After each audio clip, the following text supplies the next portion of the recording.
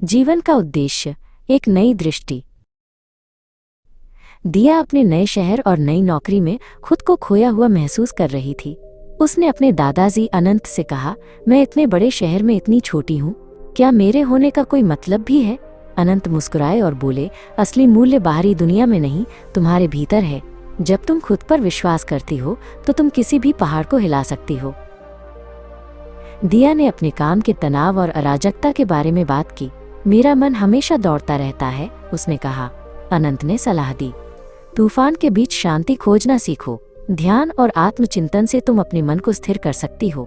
एक संतुलित मन ही जीवन के उद्देश्य को स्पष्ट रूप से देख सकता है।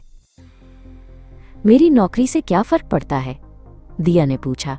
अनंत ने समझाया, समाज में हर छोटा योगदान मायने रखता है। दयालुता और अच्छे काम का हर कार्य लहरों की तरह फैलता है, उन लोगों को भी छूता है जिन्हें तुम जानती भी नहीं। जब हम दूसरों के लिए कुछ करते हैं तो हमारे जीवन को एक गहरा अर्थ मिलता है। दिया ने बड़े शहर में अकेलेपन की शिकायत की। अनंत ने उसे याद दिलाया, प्रेम और संबंध ही जीवन में असली लंगर है। परिवार और दोस्त हमें वो शक्ति और आनंद देते हैं जो कोई और चीज नहीं दे सकती। यही रिश्ते जीवन को सार्थकता और खूबसूरती देते हैं। दिया ने काम में हुई एक बड़ी गलती के बारे में बताया। अनंत ने अपनी एक पुरानी असफलता की कहानी साझा की और बताया कि कैसे वो उनके जीवन का सबसे महत्वपूर्ण सबक बन गई। कठिनाइयां हमें तोड़ने के लिए नहीं, बल्कि हमें मजबूत बनाने के लिए आती हैं। हर चुनौती अनुभव और ज्ञान का एक छिपा हुआ उपहार है। अनंत ने समझाया, जिन सवालों के जवाब तुम बाहर खोज रही हो वे तुम्हारे भीतर हैं। उन्होंने उसे शांत चिंतन में समय बिताने के लिए प्रोत्साहित किया। ध्यान और आत्म साधना से आत्मा की गहराई तक पहुंचना संभव है। जब मन शांत होता है तो जीवन का मार्ग स्पष्ट हो जाता है।